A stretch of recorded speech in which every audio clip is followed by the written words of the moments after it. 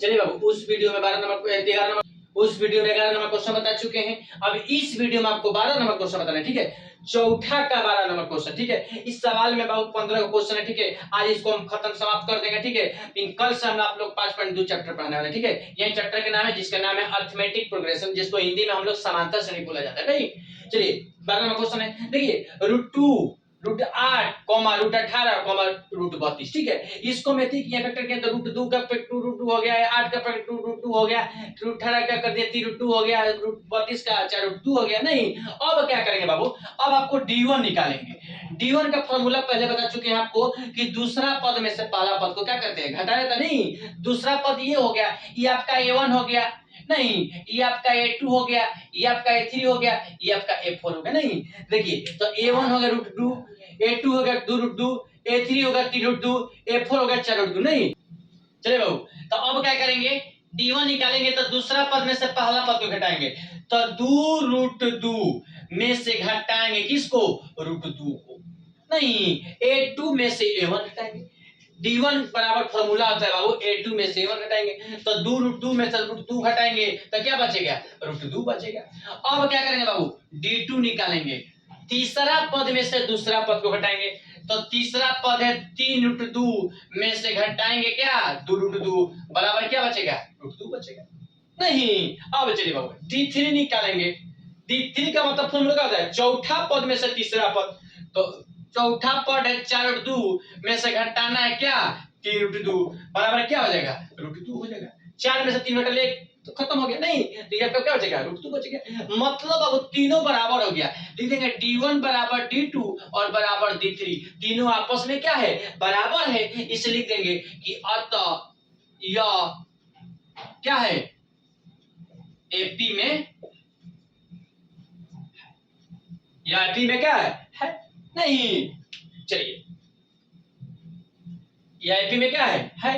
अब जनाब क्या करेंगे, अब इसको निकालेंगे, क्या करेंगे, जब तीनों आपस में बराबर रहेगा बाबू तो इसको AP में होगा, और जब तीनों बराबर नहीं होगा तो AP में नहीं होगा, नहीं। चलिए अब ये क्वेश्चन बताते हैं, क्वेश्चन नंबर 13 नंबर क्वेश्चन, देखिए 13 नंबर सवाल बोर्ड पर लिखा हुआ है, √3 √6 √9 √12, ठीक है। फिर इसको क्या करेंगे, अब देखिए इसको हम लोग सपोर्टेड A1 मान लिए, इसको A2 मान लिए, इसको A3 मान लिए, इसको A4 मान लिए, नहीं। अब चलिए बाबू, अब क्या करेंगे, पहले D1 निकालेंगे, सब में D1 निकालें, D1 का मतलब सारा तो नहीं।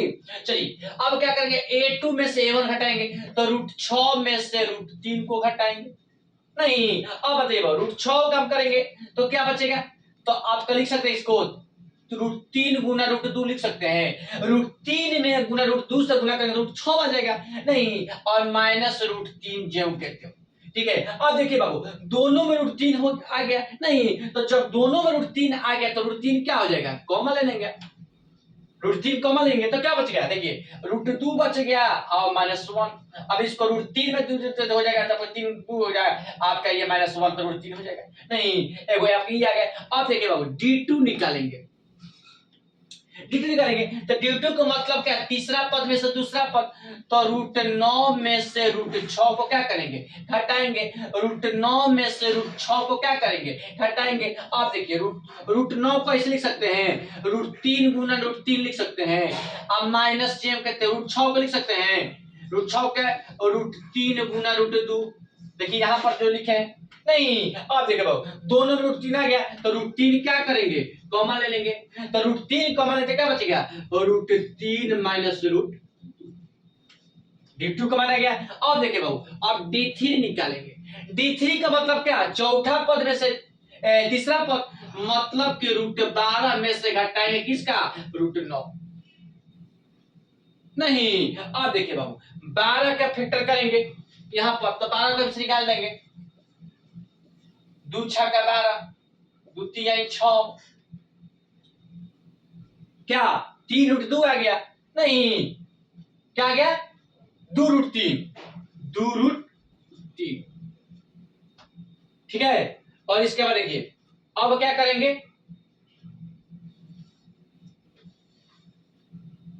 आप देखिए माइनस, नहीं इसको ऐसे नहीं, 2 √2 नहीं, देखिए इसको ऐसे नहीं बनाइए, इसको देखिए ऐसे कर सकते हो, √12 का क्या लिख सकते हो, √4 गुना √3 लिख सकते हो।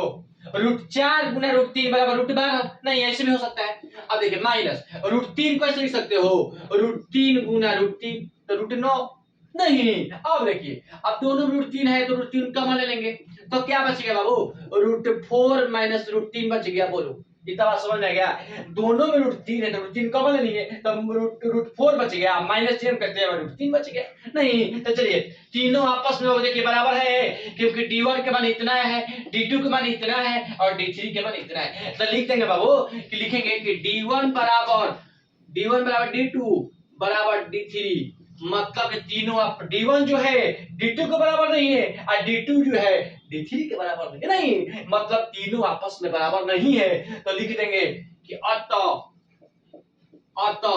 एपी में क्या नहीं है, अतः एपी में नहीं है। नहीं बाबू चलिए